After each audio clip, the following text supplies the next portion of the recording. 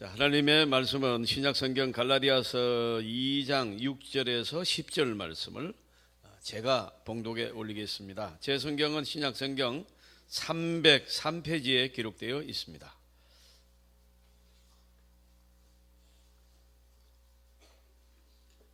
갈라디아서 2장 6절에서 10절의 말씀을 봉독에 올리겠습니다.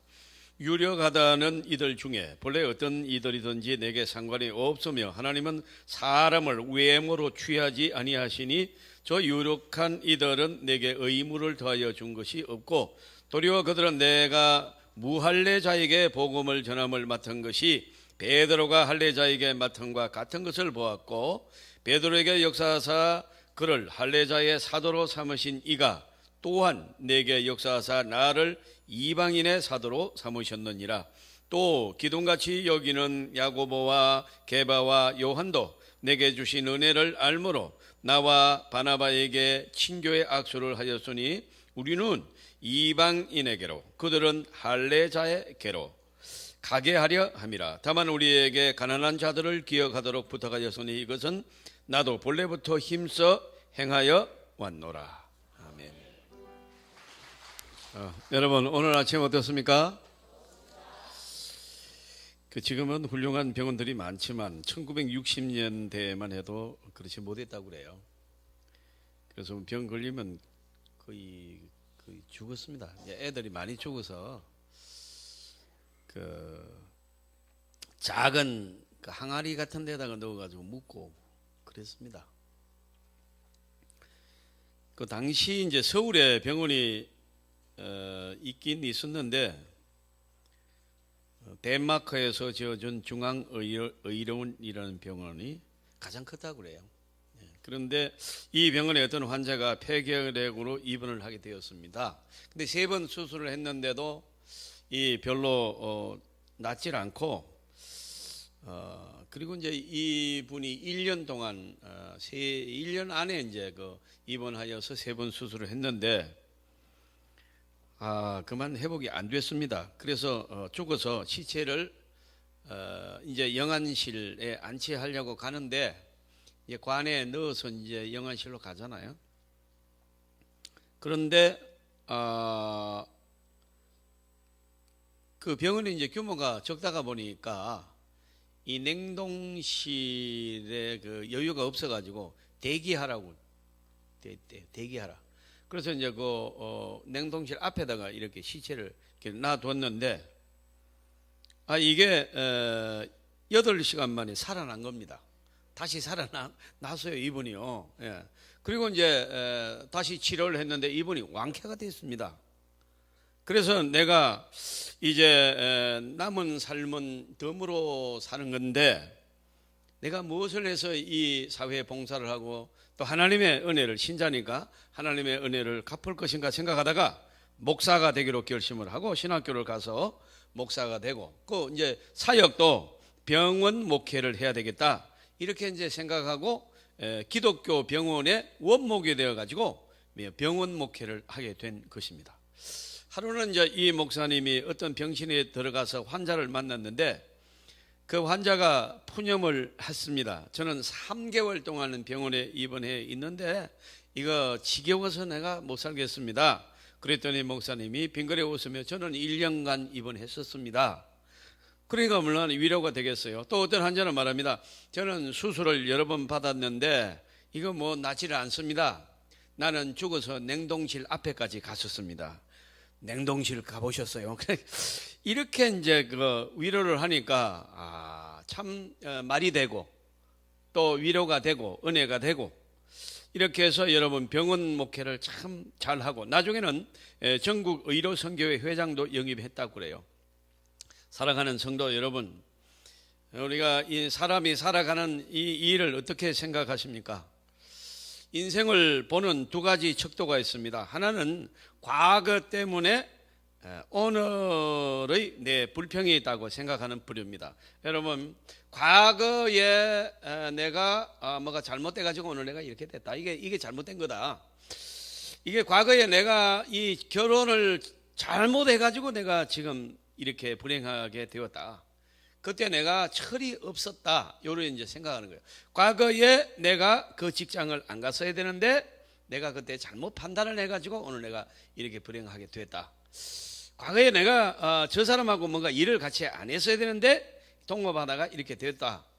이렇게 이제 과거에 있었던 일들을 오늘의 내가 잘못된 불행으로 생각하는 분류가 한 사람이 있다는 거예요. 그 다음 또 한 분류는 뭔가 하니까 과거의 모든 일들이 오늘날 나를 있기 위하여 준비된 것이다.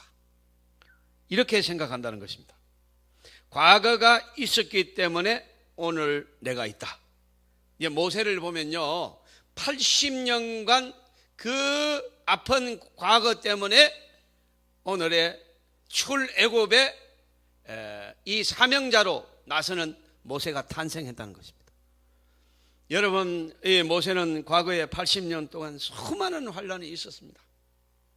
그 수많은 환란이 있어서 나는 80세의 노인이 되어가지고 이름 없는 시골의 목동으로 내가 이렇게 앉아있지 않느냐, 이렇게 생각하지 않고 그 과거의 수많은 좌절과 아픔 때문에 오늘날 사명자 모세가 태어났다, 이렇게 생각하는 것입니다. 여러분, 이 후자가 하나님의 사람입니다. 저와 여러분 오늘 이 말씀에 은혜가 있으시길 바랍니다. 우리가 이거 하나 잘못 생각하면은 계속 불안합니다. 계속 불행합니다. 여러분, 이 신자도요, 신앙의 질이 달라요. 어떤 사람은 똑같은 일, 똑같은 사건 당했는데도 절망하고 원망하고 이러는데, 또 어떤 사람은요, 똑같은 일, 똑같은 사건, 똑같은 과정을 겪었는데도 하나님의 은혜가 충만하답니다. 오늘도 하나님의 은혜가 정말로 과분한 은혜가 내게 왔다는 것입니다. 할렐루야. 이거 왜 그러냐니까, 여러분, 하나님의 은총이 이 모든 과거의 사건을 통하여 오늘날 나를 있게끔 인도하셨다고 믿는 것입니다. 조금 더 있으면 이제 조금 더 구체적인 얘기를 제가 할 겁니다. 지금 아직 잘 확실하게 안 오잖아요. 괜찮습니다. 그러니까 여러분, 사람은 항상 잘못된 일도 있고 잘한 일도 있습니다. 여러분은 어떠신지요?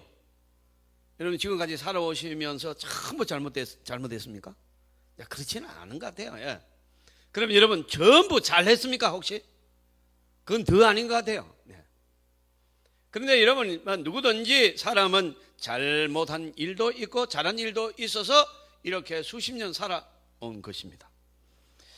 여러분, 결단코 순탄하지 않습니다. 많은 어려움이 있습니다만은 은혜를 아는 사람은 현재 이 순탄하지 않는 그 모든 것들이 오늘날 나의 정체성이 거기서 나왔다는 겁니다.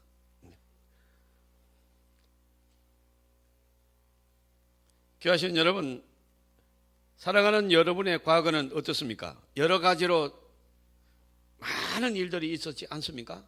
순탄하셨습니까? 아닙니다. 그럴 수 없습니다. 인생은요, 순탄한 사람 단 한 사람도 없습니다. 뭐가 여러분 경제적으로 좀 풀리면은요, 제가 목회를 해보면요, 건강에 문제가 있어요. 이러면 건강하고 살 만큼 되니까 이러면 이 자식이 속을 새겨요.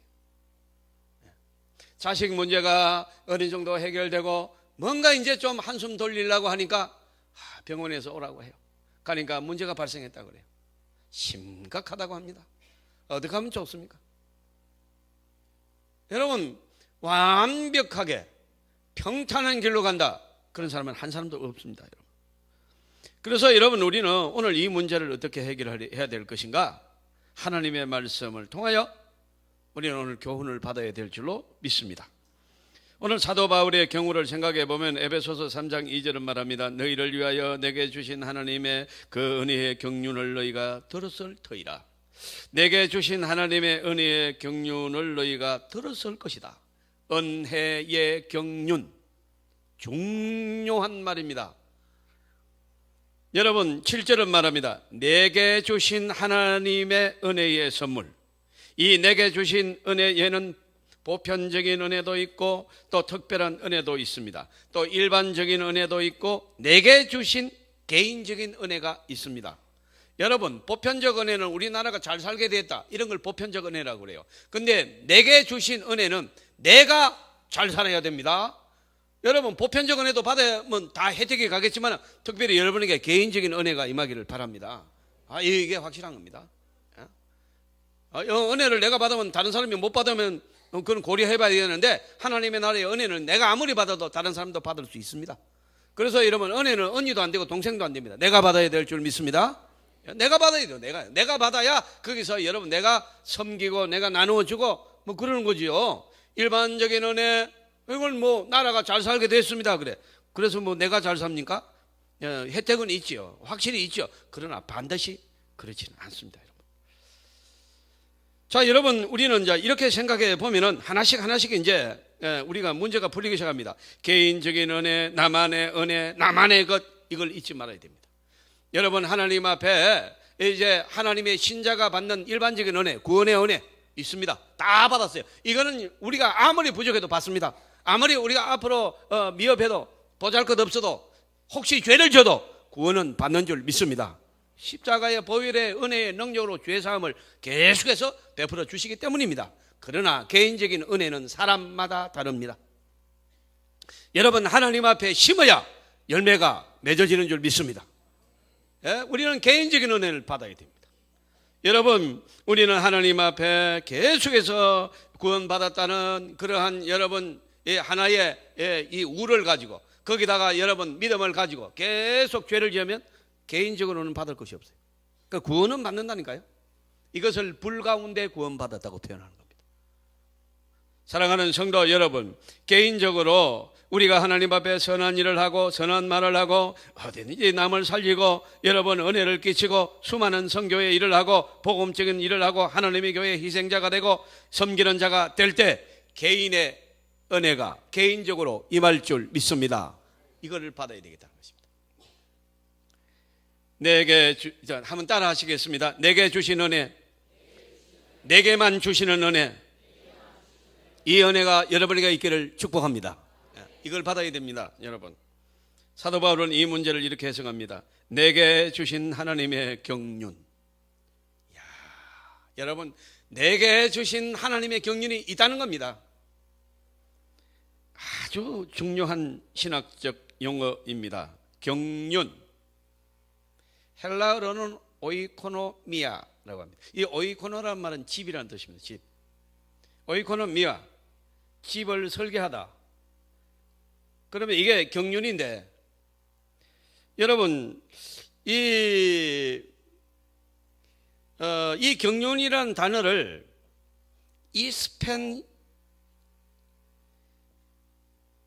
이스펜션이라고 해서 이스펜션, 이게 우리가 잘 접하지 않는 단어입니다. 이거 몰라야 됩니다. 그래서 여러분, 이거 개역 성경에는 어떻게 번역했는가 하면요, 경륜, 오이코노미아, 가스프렌으로 번역했어요.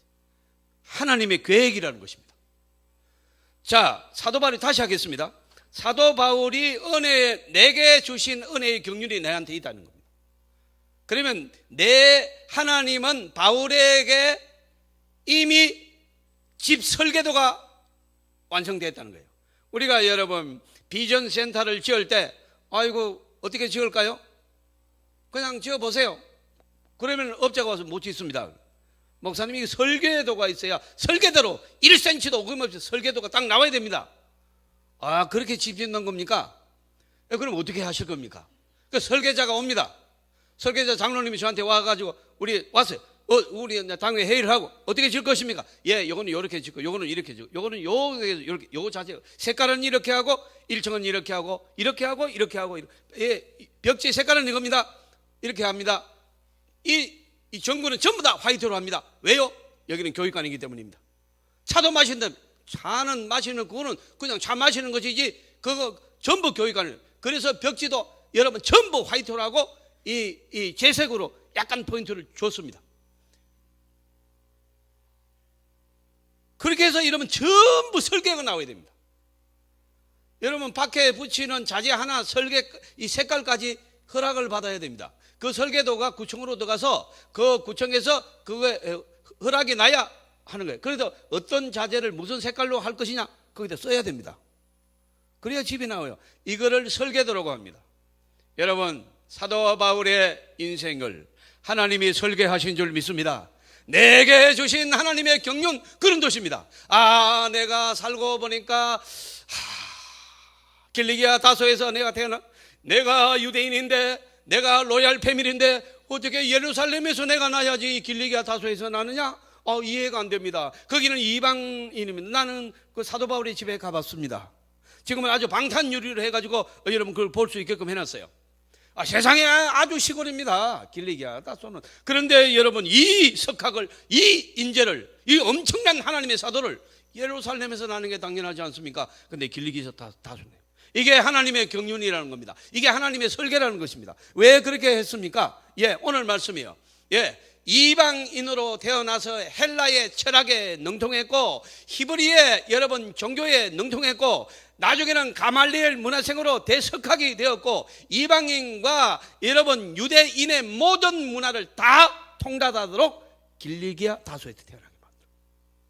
그러니까 여러분, 베드로는 사역의 방향이 누구에게 평생을 바칩니까? 유대인에게. 여러분, 사도 바울은 사역의 방향이 어디입니까? 이방인에게. 전 세계를 다니면서 특별히 유럽을 전부 다 복음으로 점령합니다. 그래서 여러분, 그는 이방인의 문화를 알아야 되고, 이방인의 학문을 알아야 되고, 이방인의 생활을 알아야 됩니다. 그래서 그는 이방인, 디아스포라, 흩어진 유대인, 환란을 주니까 유대인들이 막 흩어졌잖아요. 그래서 여러분, 길리기아 다소에서 사도 바울이 태어난 것이 내게 주신 하나님의 경륜이라는 것입니다. 이것이 하나님의 계획이었다는 것입니다. 왜 그런 시골에서 태어나다 보니까 내가 공부하기가 얼마나 힘들었는데요, 그런 말을 안 합니다. 하나님의 경륜이었다는 것입니다. 불만이 싹 없어집니다. 하나님의 계획에 성도는 불만이 없습니다. 왜요? 하나님의 계획은 따라합니다. 아름답고 창조적이고 풍요롭고 복된 것이다. 반드시 하나님은 복되게 우리를 하세요. 반드시 우리를 승리하게 하실 줄로 믿습니다. 이게 하나님의 경륜입니다. 이게 하나님의 계획이요, 설계도입니다. 저와 여러분을 사도 바울처럼 설계해서 우리 오늘 이 자리에 하나님의 경륜 속에 이 자리에 예배드린 줄 믿습니다. 이렇게 여러분, 신앙인은 하나님의 경륜에 의해서 내가 이 자리에 있다고 생각하는 것입니다. 그런데 여러분, 아이고 내가 저 양반을 잘못 만나가지고 결혼 잘못해가지고 내가 이렇게 내가 대화도 안 되는 사람하고 내가 왜 그때 그랬냐, 이거 자꾸 이러면 인간적으로 모든 걸 해석하고 사탄적으로 해석하고 여러분, 이러니까 여러분 모든 것이 불행합니다. 그런 거 아닙니다, 여러분. 여러분, 이거 저 같은 사람은 막 그 서울말이 그래 좋더라고요. 제 개인적인 성향입니다. 그 지금도요, 서울말 하는 서울 태생 분들하고요, 우리 교인들도 몇 분 돼요. 그래 하면 제가 말을 자꾸 시킵니다. 왜? 그건 서울말 하면 듣고 싶어가지고. 시키면 이럽니다. 무슨 그거요, 그게 아니고요. 이러면요, 그거 괜찮네. 이렇게 자꾸 들어봐요. 제가요, 그게 뭐 제가 그게 좋아요. 뭐 어떻게 하겠어요? 좋은데 그러면 서울 여자하고 결혼해야 될 거 아니에요. 그렇게 좋아한다면 그거 뭐 한 번이라도 들어보려고 말 시킬 정도라면. 그런데 결혼해보니까 식사이상 밥 뭐이에 이게 하나님의 경륜이라는 겁니다. 그게 불만이 없는 거죠. 내 마음대로 되어서는 하나님의 경륜을 이룰 수 없습니다. 하나님의 계획대로 되어야 될 줄로 믿습니다. 그럼 나도 서울서 목회해야지. 근데 이러면 와보니까 딱 부산 망미동이에요. 연산구동 2235-6번지. 하나님의 경륜입니다. 그래서 나는 감사합니다. 효관교회 담임 목사가 된 것을 감사하고 있습니다. 왜? 하나님이 내게 주신 경륜이기 때문입니다. 그래서 감사합니다. 저와 여러분이 한 교회를 섬기는 것이 하나님의 경륜인 줄 믿습니다. 그래서 감사합니다. 신앙인은 인간적인 어떠한 인연도 중요하게 생각지 않습니다. 그런 것은 소용이 없습니다. 인간적인 어떠한 상황도 상태도 나와의 어떠한 관계도 나하고 맞고 안 맞고 아무런 의미가 없습니다. 하나님의 경륜이 있기 때문입니다. 이 하나님의 경륜 때문에 우리는 오늘 축복을 받았습니다. 하나님이 쓰시는 것만큼 쓰임을 받을 줄 믿습니다. 하나님의 경륜대로. 여러분이 언제까지 사십니까? 하나님의 경륜대로 사실 줄 믿습니다. 아무리 약봉다리 들고 다니면서 여러분 콜록거리고 아파도 하나님이 너는 90까지 살아라 하면 90까지 콜록거리면서 사시는 거예요. 아무리 건강하고 나는 뭐 목사님 돌 씹어도 맞더니 소화가 됩니다. 어느 날 부고장이 탁 날라옵니다. 우리 선배님도 여러분 막 강아지 안고 다니면서 막 이렇게 돌아가셨어요. 사랑하는 성도 여러분, 우리는 오늘 사도 바울을 보면서 생각합니다. 그는 마지막에 이런 말을 합니다. 내게 주신 은혜를 알므로. 여러분, 사도 바울이 깨달았어요. 내게 주신 은혜를 알았다는 것입니다. 내가 왜 길리기아 다소에서 태어났으며, 왜 가말리엘 문화생에서 내가 공부했으며, 내가 유대교에 정통하고 유대교에 미친 자입니다. 그래서 여러분, 이 서대반이 이 예수 믿는다는 이유 때문에 유대인들이 돌로 쳐 죽이잖아요. 그때 감독관으로 나갈 정도로 그는 철저한 유대 교도였습니다. 그러므로 말미암아 이 모든 것들을 종합하여 서대반 뿐이겠어요. 막 그냥 계속해서 예수 믿는 사람을 비박하고 잡으러 가고 구속시키고, 여러분 그렇게 막 독합니다. 사도 바울에게 걸리면 빠져나가지 못합니다. 그런데 여러분, 그가 다메섹 도상에서 사울아 사울아 네가 왜 나를 비판하느냐, 하나님의 음성을 듣고 꼬꾸러져 얼굴을 들지 못하고 거기서 여러분 예수를 영접하고 성령을 받고 하나님의 사람이 된 줄로 믿습니다. 그래서 이 모든 것들을 성령 받고 하나님의 사람으로 거듭나서 복음을 전하는 불같은 사도로 일하면서 내게 주신 은혜를 알았다. 이렇게 놀라운 고백을 하는 것입니다. 이거는 우연한 일이 아닙니다. 작은 일이나 큰 일이나 다 하나님의 경륜 속에 있다는 것을 고백하시기를 바랍니다. 절대로 그냥 되어지지 않습니다. 여러분, 오늘 하루를 살든 앞으로 얼마를 사시든지 간에 내게 주신 하나님의 은혜의 경륜이 있음을 믿습니다. 네, 우연이 없습니다. 필연이 있을 뿐입니다. 하나님의 경륜이 있을 뿐입니다. 그 큰 경륜 속에 내가 오늘 있는 것입니다. 그래서 염려할 거 없습니다. 걱정할 거 없습니다. 여러분, 어떤 병에 걸렸든지 하나님의 경륜이 있을 줄 믿습니다. 그런 거예요, 여러분. 우리가 여러분 이 예루살렘 교회 측에서 볼 때는 사도 바울은 원수입니다. 이게 얼마나 못된 짓을 했는지 몰라요. 이 사도 바울이 예수 믿기 전에 예수 믿는 사람을 여러분 얼마나 많이 비방을 했는지 몰라요. 오죽했으면 여러분 하나님께서 바울을 처음 만났을 때 네가 비방하는 예수 누구시옵니까? 이러니까 네가 비방하는 예수를 얼마나 못된 짓을 한 거예요. 그러니까 예루살렘 교회는요 무슨 생각을 하고 있었는가 하면은 사도 바울이 개종했다 그러니까 안 믿었습니다. 저 사람 개종했다고 거짓말 해가지고 예수 믿는 사람 명단 딱 뽑아가지고 전부 다 감옥에 쳐넣으려고 한다. 그리고 여러분 사도 바울이 나타나면 싹 흩어져 버려요. 이거 어떻게 하면 좋아요, 여러분? 아니다, 정말로 이 사람이 끝없났다, 이 사람이 하나님의 사람이 누가 좀 도와줍니까? 바나바가 도와줍니다. 그런데 여러분 결론은 어떻게 났느냐? 예루살렘 교회가 바울을 하나님의 경륜 속에 세운 사람인 걸 알게 됩니다. 그래서 여러분 예루살렘 교회는 옛날에 내 동생을 잡아가고 내 조카를 잡아갔지 너, 그런 거 하나도 안 따집니다. 하나님의 경륜이 있음을 예루살렘 교회가 압니다. 여러분 이 신앙인들을 보십시오. 하나도 안 따집니다. 여러분 우리는 싫어하는 사람, 좋아하는 사람 아직 신자가 안 된 거예요. 하나님의 경륜을 무시하는, 도전하는 사람 안 됩니다. 여러분 하나님의 경륜이 저와 여러분에게 임하는 즉시 하나님은 축복으로 우리를 도와주실 줄 믿습니다. 그래서 우리는 인간적인 그런 행동을 절대로 해서는 안 돼요. 내가 나하고 맞는 사람하고 결혼을 했고 안 했고 그런 거 아무 필요 없어요, 여러분. 하나님의 경륜이 그렇다면 아멘 하시길 바랍니다. 오늘 살다가 내일 죽을지도 모르는 사람들이 뭘 그렇게 말이 많고 아무것도 모르면서 뭘 그리 똑똑한 척 하는 거예요. 다 하나님이 다 알아서 하시는 거예요. 하나님의 경륜은 다시 한번 합니다. 아름답고 창조적이고 풍요롭고 복된 것이다. 그러므로 아멘이 있으시길 바랍니다. 그래도 내가 우리 집사람한테는 아멘이 안 되는, 여러분 제가요 많은 사람을 만나잖아요. 만나보니까 어떤 목사님 한 분을 만났는데 나 또 그런 특이한 사람 처음 봤어요. 제가 얼마나 공손히 인사를 했는데 인사를 받지도 않아요. 척 쳐다보더라고요. 그냥 기분이 이제 몫이 상했는데, 그렇다고 해서 여러분 왜 인사를 안 받았습니다 하고 싸움을 걸면 나도 똑같은 사람 되잖아요. 그래서 여러분 아직까지 하나님의 지극한 은혜에 그 체험을 못했구나, 그렇게만 생각하고 아주 기분은 안 좋더라고요. 그리고 그 다음에도 무슨 말하니까 이렇게 뭐 썩 쳐다보고 또 대꾸도 안 해요. 그래가지고 이제 한 10년이 흘렀습니다. 어느 경주 세미나인가 어디 가서 만나가지고 로비에서 만났어요. 그 또 인사를 할까 말까 하다가 인사를 하면은 안 받을 것 같아서 안 하려고, 그래도 내가 할 일을 해야 되겠지, 공손 인사하니까 이모니요 막 목사님 아니세요? 막 이래요. 예 이러니까 목사님 보고 싶었습니다. 저 차 한잔 하시죠. 나고돼요. 어떻게 그래 은혜스러운지 몰라요. 사람이 됐어요. 신자가 됐어요. 그 위에 여러분 이제 다른 목사님한테 저 사람 어떻게 저래야 되냐 물으니까 암이 걸려가지고 죽다가 살아나서 은혜를 받아.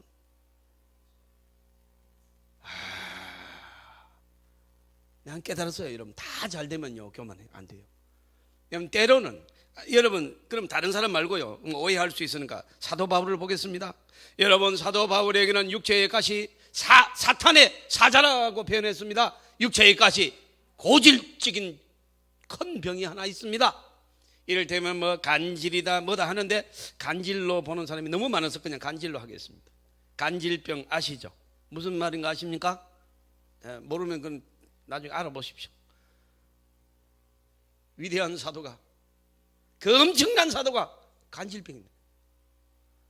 이거는 체면도 아니고 이거는 여러분 이거는 어디다가 여러분 할 말이 네 병이나 낫지 뭘 그렇게 하나님이 너 하나님이 뭐 다 낫게 하고 너는 병도 고치고 뭐 안전병도 이렇게 한다면서 근데 왜 네 병은 못 고치냐 체면난. 그래서 하나님 앞에 기도합니다. 하나님이 사탄의 가시 이거 좀 뽑아주세요. 3번 기도했다는 말은 한도 없이 기도했다는 말이에요. 근데 여러분 하나님의 응답이 왔습니다. 여러분 해보십시오. 네 은혜가 네게 족하도다. 사도 바울이 끝까지 성공할 수 있었던 비결이 무엇입니까? 사도 바울이 그 엄청난 능력이 나와서 사람들이 떠받들 때 끝까지 교만하지 않고 겸손할 수 있었던 비결이 어디에 있었던 줄 압니까? 이 가시 때문입니다. 조금만 교만하려면 발병합니다. 초라한 자신의 모습을 보고 회개합니다. 나온다고 답니다. 바울은 언제나 낮은 자리에 있었습니다. 그 가시 때문입니다. 이것이 하나님의 경륜인 줄 믿습니다.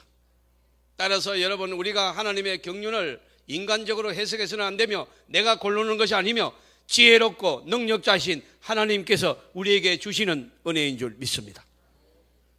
유명한 선교사 리빙스턴은 아프리카에서 한평생 선교를 하면서 보낸 세계 선교 역사에서 아주 보석 같은 분이 되겠습니다. 리빙스턴이 어느 날 안식년 휴가를 얻어가지고 영국의 각 대학을 다니면서 강연을 하게 되었습니다. 그때 그 사람들은 눈물 없이 그 강의를 들을 수가 없었습니다. 왜 그런가 하니까 그의 몸무게가 37kg밖에 안 되었습니다.